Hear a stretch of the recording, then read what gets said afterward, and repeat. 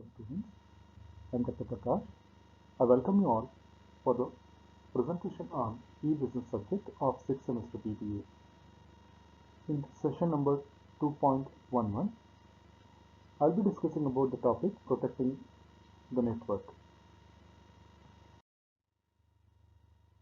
Internet security is a branch of computer security specifically related to not only internet, often involving browser security and the World Wide Web, but also network security as it applies to other applications or operating systems as a whole.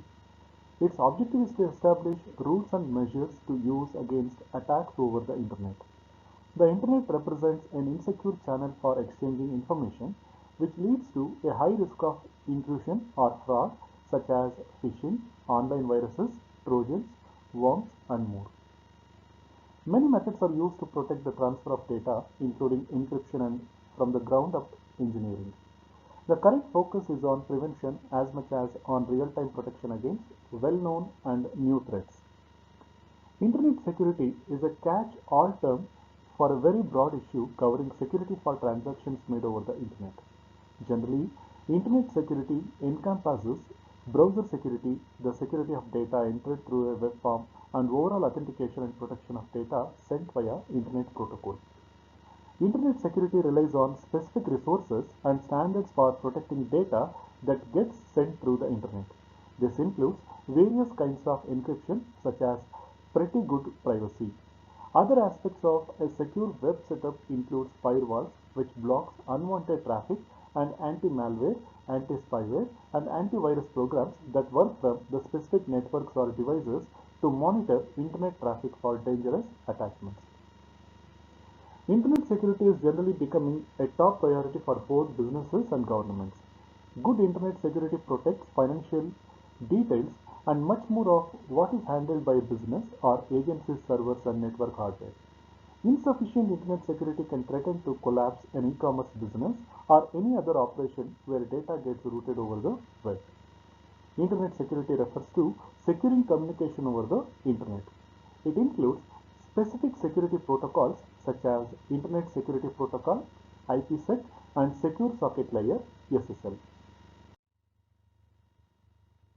Internet security is a branch of computer security that deals specifically with internet-based threats. These include hacking, where unauthorized users gain access to computer systems, email accounts or websites, viruses, and other malicious software, that is malware, which can damage data or make systems vulnerable to other threats, and identify the theft, where hackers steal personal details such as credit card numbers and bank account information. You can protect yourselves from these threats with strong internet security. The first one is malware and antivirus. Malware, meaning malicious software, includes viruses, worms, and trojans. Although viruses usually used colloquially to refer to various malware types, its meaning is quite specific. A virus is a program that replicates itself throughout a system. It can spread to other computers but needs user involvement since it requires a host file to spread. An individual must download the virus from the internet or connect infected storage media such as a USB drive to his computer. A worm replicates itself and spreads more actively. A Trojan from Trojan horse can appear useful but is actually dangerous. Trojans can steal data such as passwords or financial details or allow backdoor access into computers. Networks of compromised computer systems called botnets are used to send spam or disseminate further malware.